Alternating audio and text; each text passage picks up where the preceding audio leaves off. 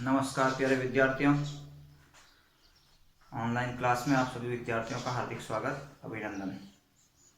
कक्षा 9वीं का और ये दूसरी क्लास है। कल की क्लास में हमने अनुच्छेद 1.1 पढ़ लिया था। उसके अंदर प्राकृत संख्या, पूर्ण संख्या, पूर्णांक, परिमेय संख्याओं के बारे में और विस्तार से अध्ययन हमने किया है। आज के इस कालांश में जैसे कल आपको मैंने बताया था, संख्या रेखा पर परिमेय संख्याओं के अलावा भी कुछ संख्याएं ऐसी आपको दिख रही थी। वो आपके दिमाग में प्रश्न खड़ा हो रहा था कि संख्या रेखा पर क्या परिमेय संख्याओं के अलावा भी कुछ और होता है क्या? तो उत्तर आता था हाँ। तो वो कौन कौन सी संख्याएं हैं जो ऐसी है जो परिमेय संख्याओं में शामिल नहीं है, संख्या रेखा पर है? तो आपको छोटी कक्षाओं में पढ़ाया है, छठी सातवीं में भी आपने पढ़ा है। अभाज्य संख्याएं होती है जिसके अंदर स्वयं का और एक का ही भाग जाता है। ऐसी सभी संख्याएं अगर रूट में आ जाए, जैसे क्या है अभाज्य संख्या, 2 है, 3, 5, 7, ऐसी चलती रही। ये सारी अभाज्य संख्याएं अगर रूट में आ गई, जैसे √2, √3, √5, √7 से बढ़ती गई, और ये सारी संख्याएं परिमेय संख्याएं नहीं है। इनको हम P/Q के रूप में नहीं लिख सकते। तो वे सभी संख्याएं जिसको हम P/Q के रूप में नहीं लिख सकते, वे सारी संख्याएं क्या होती है? अपरिमेय संख्याएं होती है। और अपरिमेय संख्याओं की पहचान करने के लिए आपको ये ध्यान में रखनी है। पहली बात तो क्या, जितनी भी अभाज्य संख्याएं हैं और वो यदि रूट में है तो वो अपरिमेय है। एक आपको याद रखना है क्या, पाई। पाई क्या है? एक अपरिमेय संख्या। पाई का जो मान आएगा वो अपरिमेय। और दूसरा क्या है, दशमलव के बाद अगर दशमलव शांत नहीं होता है और इस रूप में बढ़ता जाता है, रूप दिख रहा है आपको, यानी यहाँ 1 शून्य था, फिर वापस 1 आकर के फिर 2 शून्य हुए, फिर 1 आकर के 3 शून्य हुए, फिर 1 आकर के 4 शून्य हुए। यहाँ अंक शून्य के स्थान पर 1, 2 ऐसे भी कुछ बढ़ सकता है, यानी बार बार उसकी पुनरावृत्ति, और वो वृद्धि के साथ पुनरावृत्ति होती है।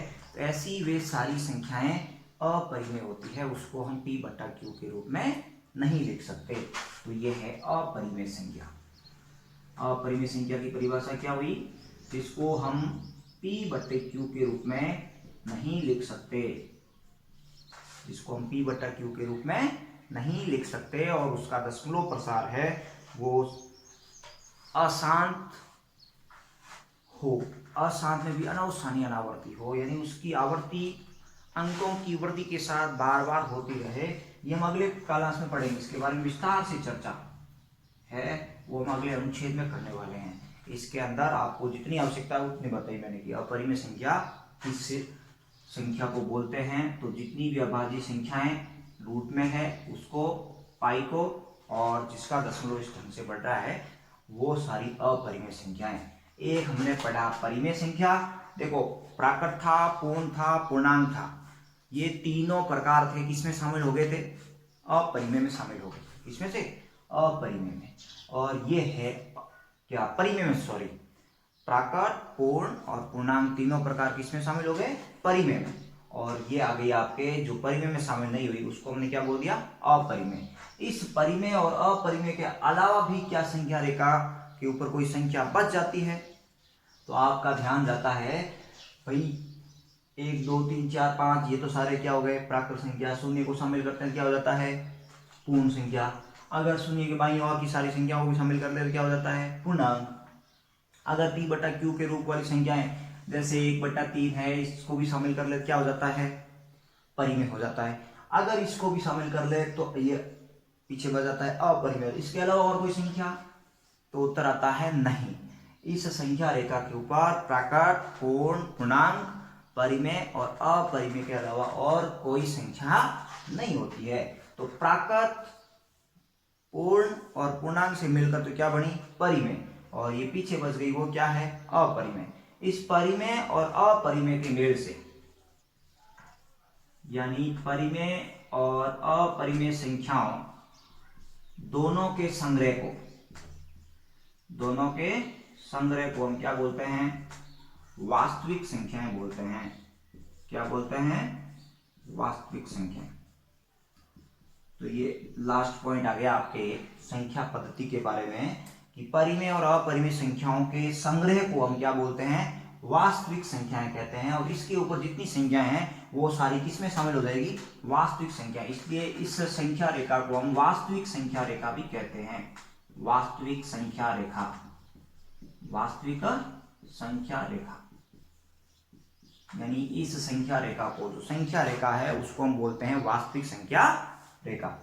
तो परिमेय संख्या, प्राकृत, पूर्ण, पूर्णांक सबको मिलकर के बनी, उसको हम बोलते हैं परिमेय संख्या। और जिसको हम p बटा q के रूप में नहीं लिख सकते उसको तो हमने बोल दिया अपरिमेय। और इन दोनों के मेल को यानी संग्रह को हमने बोल दिया क्या? वास्तविक संख्याएं। तो आपके पास 3 परिभाषाएं और आ गई। एक तो क्या आई? वास्तविक संख्या रेखा।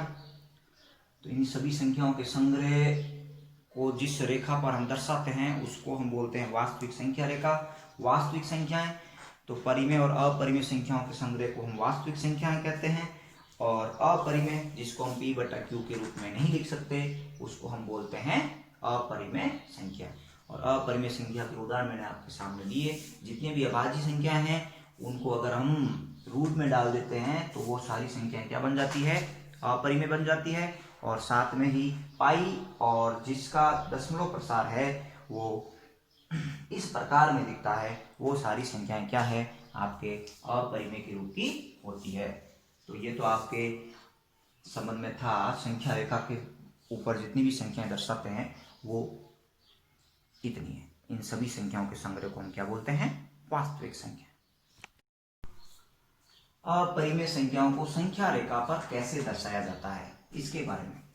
अब अपरिमेय संख्याओं को संख्या रेखा पर कैसे दर्शाना? अपरिमेय संख्या में भी किसको? मुख्य रूप से √2, √3, √5 इस प्रकार की संख्याओं को और संख्या रेखा पर दर्शाना। यह आपकी कक्षा 9वीं में ऐसे 2-3 प्रश्न है, उदाहरण में दे रखे हैं। तो मैं आपको बता देता हूँ। इस अवधारणा को और अच्छे से समझने के लिए आपको वर्ग के बारे में जानकारी होनी चाहिए। वर्ग के साथ साथ अगर आपको बोधायन प्रमेय आता है, पाइथागोरस प्रमेय अगर आपको आता है तो उस ढंग से और इसको हम आसानी से सरल कर पाएंगे। तो आपको एक वर्ग बनाना है। वर्ग का ही ध्यान रखना है। वर्ग है वो एक एक इकाई का होना चाहिए। ये जैसे वर्ग है, इसकी भी दूरी मान लो 1 है, 1 इकाई है, 1 इकाई है और 1 इकाई। ये ध्यान रहे। ये मैंने लिख दिया क्या? O A B C। अब इस O और B को आप क्या कर दो? मिला दो। अब आपके पास 2 त्रिभुज प्राप्त हो गए हैं। अगर इस आधार वाले त्रिभुज को मैं देखूं OAB, उसके अंदर OA की भी दूरी दे रखी है, AB की भी दूरी दे रखी है। आपको किसकी दूरी ज्ञात करनी है? BO की दूरी ज्ञात करनी है, यानी OB की दूरी आनी चाहिए। और OB की दूरी ज्ञात करने के लिए आपको ध्यान में आता है बोधायन प्रमेय। कौन सा प्रमेय ध्यान में आता है? बोधायन प्रमेय। बोधायन प्रमेय क्या बोलता है? कर्ण स्क्वायर बराबर आधार स्क्वायर प्लस लंब स्क्वायर। अब देखो ये है कर्ण, ये आधार, ये लंब। आप याद क्या करना है? कर्ण, इसको ऐसे याद कर सकते हैं। देखो OB स्क्वायर बराबर 1 का स्क्वायर प्लस 1 का स्क्वायर। तो आया क्या? OB स्क्वायर बराबर 2। OB बराबर क्या आ गया? √2। इस ढंग से ज्ञात करना। ये √2 ज्ञात हो गया। इसका मतलब ये हुआ √2 को ज्ञात करने के लिए वर्गाकार पैटर्न लेते हुए एक एक इकाई की दूरी लेनी, 1 से 30 और 1 लंबवत। अब यहाँ संख्या रेखा खींच देता हूँ। देखो संख्या रेखा। अब इस संख्या रेखा के ऊपर मैं क्या कर रहा हूँ? यहाँ मैं ले रहा हूँ 0। ये हो गया आपके 1। ये 0 से लेकर के 1 के बीच एक एक इकाई की दूरी हो गई, इसके बीच की दूरी हो गई 1। अब इसके लंबवत भी मैं 1 खींच देता हूँ। ये लो, इसकी भी दूरी क्या है? 1। इसका नाम मैंने दे दिया A, इसका नाम दे दिया B। अब इस B और O को क्या कर दूं? मैं मिला दूं। यानी अब ये जो आया है 1 और 1, ये क्या है? √2 है, क्योंकि अभी हमने याद किया है। 1 इकाई की दूरी लेकर के एक एक इकाई लंबवत खींचा और उसको आधार जो मूल केंद्र है उस ओ से मिलाया तो ये दूरी क्या आ गई, √2 आ गई। अब ये ध्यान में रखना है आपके पास प्रकार पेंसिल होनी चाहिए और प्रकार का नुकीला भाग इस ओ बिंदु पर रखना। प्रकार का नुकीला भाग कहाँ रखना, ओ बिंदु पर रखना और ओ बी जितना प्रकार खोलना। कितना खोलना, ओ बी जितना। और ये ओ बी जितना प्रकार खोलने के बाद ये काम करना, यानी ये ओ बी जितना प्रकार खोल करके और ये खींचे ऐसे। ये जो मान आएगा जैसे ये आ रहा है, मतलब ये जहां से भी जाएगा इसको आप टिक टिक कर दो। ये यहां जहां संख्या रेखा के ऊपर मिला है ये तो 1 है और ये अगला बिंदु आ रहा है आपके 2। 1 और 2 के बीच में यहां जहां ये संख्या रेखा के ऊपर टच करता है ये है आपके √2। क्या है, √2। क्या किया हमने, ओ बिंदु पर प्रकार का नुकीला भाग रखा और नुकीले भाग से पेंसिल को खोलते हुए बी बिंदु तक खोला और उसको टिक टिक रेखा से और संख्या रेखा तक मिलाया। संख्या रेखा पर जहां ये टिक टिक रेखा मिलती है वो क्या है, √2 है। क्या है, √2। अगर हमें √3 याद करना है तो मैं यहां बढ़ रहा हूं, देखो √3 के लिए ये तो हमने √2 याद कर दिया। अब यहां मैं इसके लंबवत 1 सेमी की और खींचता हूं, ये 1 सेमी है, 1 इकाई। अब इसको भी मैं क्या कर रहा हूं, ये मिटा रहा हूं। देखो ये चीज नहीं, अपने त्रिभुज चाहिए तो मैं वर्ग तो आपको केवल बना के बता रहा था, अब ये त्रिभुज। अब इसको भी मैं वापस ओ से मिला रहा हूं। कहां से मिला रहा हूं, ओ से। तो ये √2 का स्क्वायर, यहां जहां मैं पहले आधार में क्या ले रहा था, 1 ले रहा था, यहां क्या आ जाएगा, √2 आ जाएगा। √2 का स्क्वायर होता है 2 + 1 का होता है 1, टोटल कितने हो गए, √3। इसका मतलब ये √3 आया। क्या आया, √3। ये का ये काम आपको यहाँ करना। देखो इसको मैं 1 सेमी खोल देता हूँ, इसको मैं यहाँ मिला देता हूँ, बस ये जो आया है क्या है, √3। इसका नाम तो सी। अब वो का वो प्रकार खोलना, कितना, सी जितना प्रकार खोलिए और ये कीजिए, ये टिक टिक रेखा से मिलाइए। ये जहां टिक टिक रेखा मिली है ये √3 है। कितना है, √3। इस ढंग से ही करना है। अगर आपको यहाँ अगला करेंगे, यहाँ 1 सेमी का और खींच करके करेंगे यदि, तो ये क्या आएगा, √4 आएगा। और √4 का मतलब होता है खुद 2, यानी ये 2 पर आ जाएगा।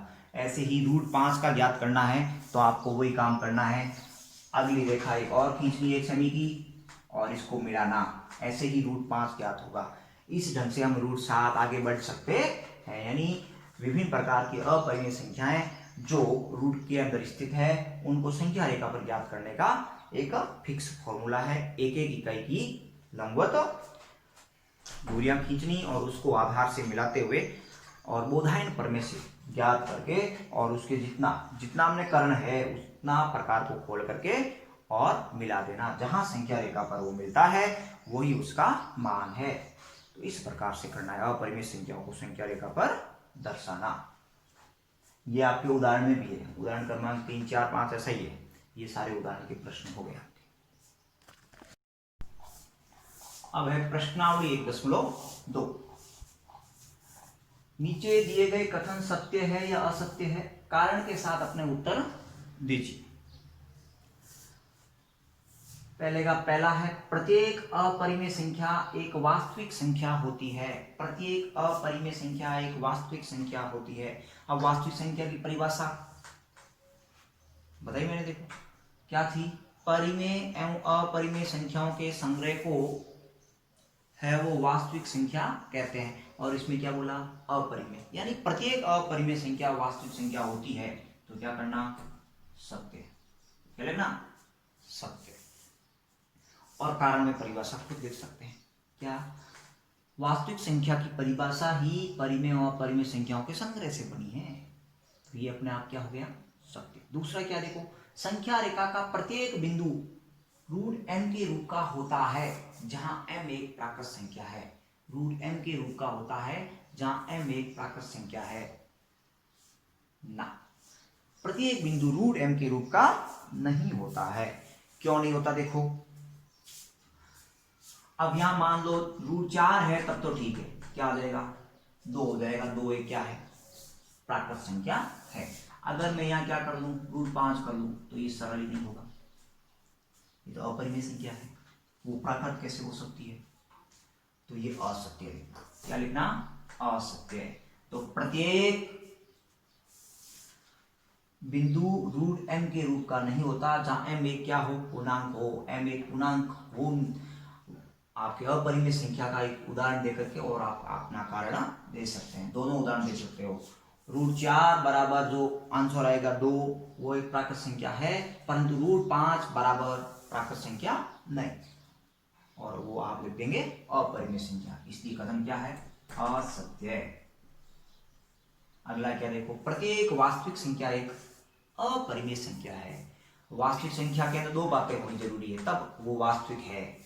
वास्तविक संख्या के अंदर परिमेय भी होती है, अपरिमेय होती है। इसके अंदर केवल अपरिमेय बोल रहा है। तो प्रत्येक संख्या अपरिमेय नहीं, वो परिमेय भी हो सकती है। इसलिए ये भी कथन क्या है? असत्य। कारण क्या? वास्तविक संख्याएं अपरिमेय के साथ साथ परिमेय संख्या भी हो सकती है। अब दूसरा प्रश्न क्या देखो, क्या सभी धनात्मक पूर्णांकों के वर्गमूल अपरिमेय होते हैं? क्या सभी धनात्मक पूर्णांकों के वर्गमूल अपरिमेय होते हैं? अब याद करो, सभी धनात्मक पूर्णांकों के वर्गमूल अपरिमेय नहीं होते हैं, क्योंकि √2 अपरिमेय हो सकता है, √3 अपरिमेय हो सकता है, परंतु धनात्मक पूर्णांक तो √4 भी है, वो अपरिमेय कतई नहीं हो सकता। यदि नहीं तो एक ऐसी संख्या के वर्गमूल का उदाहरण दीजिए जो एक परिमेय संख्या हो। तो आप उदाहरण √4 का दे सकते हैं, आप उदाहरण √9 का दे सकते हैं। जितनी भी वर्ग की संख्या है वो सारी आप रूट में डाल करके और उदाहरण दे सकते हैं। बराबर यहाँ आप 3 लिख दो, यहाँ 2 लिख करके, और आप बता सकते हैं कि वर्गमूल अपरिमेय होते हैं। जरूरी नहीं है, ये तो परिमेय संख्या है। √4 बराबर जो आंसर आया ये परिमेय, √9 बराबर जो आंसर आया ये भी क्या है? परिमेय है, अपरिमेय नहीं। तो यहाँ आपको लिखना है नहीं, और नहीं लिख करके आप उदाहरण दे सकते हैं √4 का, √9 का, √16 का, √25 का, से कुछ भी जो आपके सरल होते हो वो सारे आप दे सकते हैं। अब मैंने आपको शुरू में भी बताया था √2, √3, √5 को संख्या रेखा पर कैसे दर्शाना। तीसरा प्रश्न ऐसा ही देखो, दिखाइए कि संख्या रेखा पर √5 किस प्रकार निरूपित किया जा सकता है। आप चाहो तो एक बार वापस बता सकता हूं मैं। यहाँ ये है 0, ये है 1, ये है 2। आप एक हो गई, ये इसको मैंने मिला दिया, ये तो क्या है? √2 है। अगर इसको और आगे करके इसको मैंने मिलाया तो ये क्या है? √3 है। अगर और इसको आगे करके इसको मैंने मिलाया तो ये क्या है? √4। अब यहां जो मैं आगे बढ़ाऊंगा और ये जो मिलाऊंगा ये क्या आएगा? √5। और इसको मैं माफ करके और ये जब लाऊंगा ऐसे तो ये यहां आएगा 2 से भी आगे, ये है आपके √5, क्योंकि √4 का मान 2 होता है। इस ढंग से आपको संख्या रेखा के ऊपर √2, √3, √4, √5 कुछ भी आप निरूपित कर सकते हैं। आपके √2 और √3 उदाहरण क्रमांक 3 और 4 में है, और ये प्रश्नावली का प्रश्न क्रमांक 3 हो गया √5। यानी ये थी आपकी प्रश्नावली 1.2। प्रश्नावली 1.1 हमने कल के क्लास में पढ़ी, और आज ये होगी आपकी प्रश्नावली 1.2। आप सभी विद्यार्थियों, अभिभावकों से एक बार पुनः मेरा निवेदन कि मेरे इस YouTube चैनल को अधिक से अधिक लोगों के साथ शेयर करें, और आपने अभी भी अगर इस YouTube चैनल को सब्सक्राइब नहीं किया है तो सब्सक्राइब अवश्य करें, और सब्सक्राइब करने के साथ साथ पास में एक बेल जो घंटी दिखती है उसको अवश्य दबाएं। उसको दबाने से आपको नेक्स्ट वीडियो जो मैं डालता हूँ वो आपकी स्क्रीन के ऊपर नोटिफिकेशन के रूप में प्राप्त हो जाता है, और आप उसको तुरंत देख सकते हैं। बार बार मेरे को शेयर करने की आवश्यकता नहीं पड़े, इसलिए आपकी भी ये जिम्मेदारी है कि आप इस वीडियो को अधिक से अधिक लोगों के साथ शेयर करें, ताकि अधिक से अधिक विद्यार्थियों को इसका लाभ मिल सके। इस कोरोना जैसी खतरनाक महामारी के दौरान एक ही तरीका है बचने का, वो है सोशल डिस्टेंस के साथ अपने घर पर रहना, सुरक्षित रहना। इसलिए आप घर पर रहते हुए जो हम ये मेहनत कर रहे हैं, ये मेहनत रंग लाए, इसके लिए आपका सहयोग अति आवश्यक है। आपका सहयोग ही हमें वो हौसला दे सकता है। अगर हम जब भी चैनल को खोलते हैं, देखते हैं, अगर हमारा शेयर किया हुआ होगा, अधिक से अधिक व्यू आए हुए होंगे, अधिक से अधिक विद्यार्थी इसका लाभ उठाते हुए दिखेंगे, तब तो हम अगला वीडियो बड़े जोश से बनाते हैं, ये सोच करके कि विद्यार्थियों को इसका लाभ मिल रहा है, विद्यार्थी घर पर बैठ करके अच्छे से इसकी तैयारी कर रहे हैं, पढ़ रहे हैं। नहीं तो पढ़ाई आप करते नहीं और हम यहाँ से वीडियो बनाएं। तो अभी जहाँ हम जिस रूम में हम वीडियो बनाते हैं वहाँ आसपास कोई नहीं है, एकदम शांत वातावरण में वीडियो बन रहा है, और इस वातावरण के अंदर वीडियो बना करके हम आप तक प्रेषित कर रहे हैं, ताकि आप घर पर बैठे हुए इस कोरोना जैसी खतरनाक भयावह महामारी के दौरान भी आप अपनी पढ़ाई को जारी रख सकें। ऐसी सोच के साथ और ऐसी हमने पवित्र सोच रख करके और ये चैनल मैंने प्रारंभ किया था। आप सभी अभी अपने अपने घर पर होंगे, परंतु मैं ऐसे स्थान पर जहाँ ये सारी सुविधाएं वीडियो प्रेषित करने की हो, वहाँ पर हर रोज़ सुबह सुबह पहुँचता हूँ, वीडियो बनाता हूँ। इसलिए आप लोगों का भी कर्तव्य है कि मेरा तहे दिल से सहयोग करें, अधिक से अधिक वीडियो को शेयर करें, लाइक करें। अगर कोई चीज़ समझ में नहीं आती है तो नीचे कमेंट बॉक्स है, उसमें कमेंट बॉक्स में भी अवश्य लिखें। किसी को ऐसा लगता है तो व्यक्तिगत भी मेरे नंबर आपको कहीं ना कहीं से मिल ही जाएंगे। आप वहाँ भी मेरे को ये बता सकते हैं कि कोई चीज़ कौन सी आपको समझ में नहीं आई है, मैं अगले वीडियो में उसको समझाने का प्रयास करूँगा। धन्यवाद।